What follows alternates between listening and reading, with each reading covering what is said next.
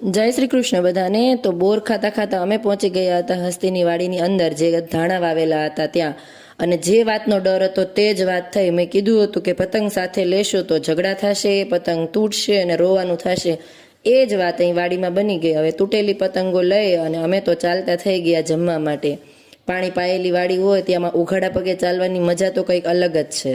હવે બપોરા થઈ ગયા હતા એટલે વાડીએ રાખેલું બધું અમારું જમવાનું હતું તેને ખોલવાનું અને બધાની સાથે વનભોજન કરવાનો સમય આવી ગયો હતો। સૌની સાથે આવી રીતે વાડીમાં જમવું, કોમળ કોમળ તડકો તમારી માથે પડતો હોય, બાજરાના રોટલા, રોટલી, ઘરની છાશ, અને બધા એકબીજાને તાણ કરતા હતા કે તું થોડીક વધુ રોટલો લે, તું થોડીક વધુ રોટલી લે।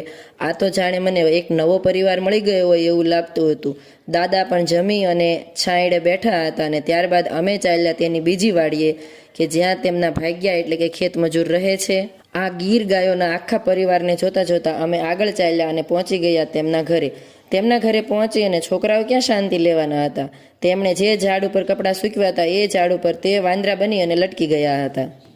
આજે બાળકોને પણ ઘણી મજા આવતી હતી કે જે કરવું એ કરવા મળતું હતું। હવે તે બનાવતા હતા રસોઈ અને અમને ઘણી તાણ કરતા હતા કે બેન તમે પણ જમવા બેસી જાઓ।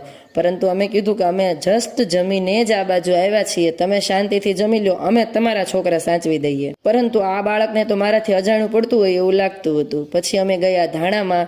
ધાણાનો બગીચો તો એવું લાગતું હતું કે જાણે તુલિપનું ગાર્ડન હોય। પછી થોડા ઘણા ફોટોશૂટ કરાવ્યા।